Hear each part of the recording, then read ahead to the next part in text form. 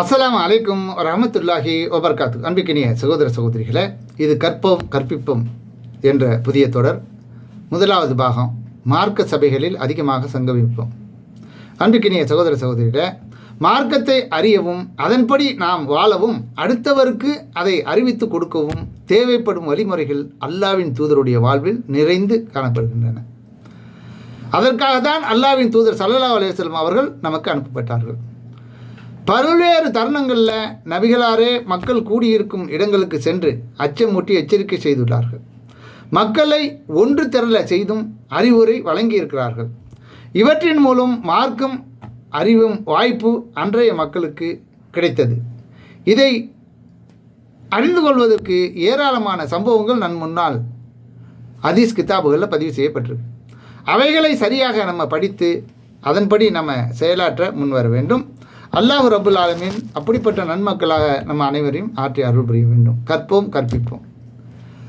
இதில் நானும் அன்சார்களில் ஒருவரான என் அண்டை வீட்டாரும் பனு உமையா பின் சைத் குலத்தாரின் குடியிருப்பில் வசித்தோம். அவங்க இருந்த இடத்த சொல்கிறாங்க, வசித்த இடம். அது மதீனாவின் மேடான கிராம பகுதியில் ஒன்றாக இருந்தது. அல்லாஹ்வின் தூதர் ஸல்லல்லாஹு அலைஹி வஸல்லம் அவர்களிடம் அன்னாரின் அவைக்கு நாங்கள் இருவரும் முறை வைத்து சென்று கொண்டிருந்தோம். அவர் ஒரு நாள் செல்வார், நான் ஒரு நாள் செல்வேன்.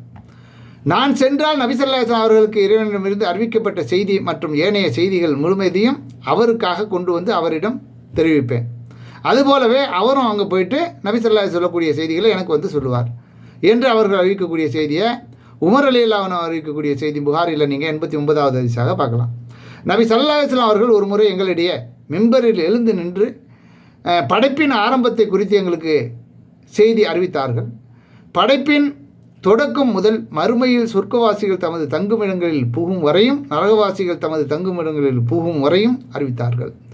அதை நினைவில் வைத்தவர் நினைவில் வைத்து கொண்டார், அதை மறந்தவர் மறந்துவிட்டார் என்று உமர் ரலியல்லாஹு அன்ஹு அவர்கள் அறிவிக்கக்கூடிய செய்தி புகாரில் 3192வது ஹதீஸாக பார்க்கலாம்.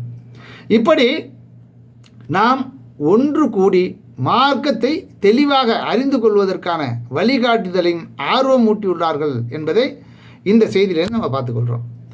ஜும்மா தொழுகை, பெருநாள் தொழுகை போன்ற வணக்கங்களில் உரை நிறுத்துவதற்கு முக்கியத்துவம் தந்து பயிற்சியும் அளிக்கப்படுகிறது.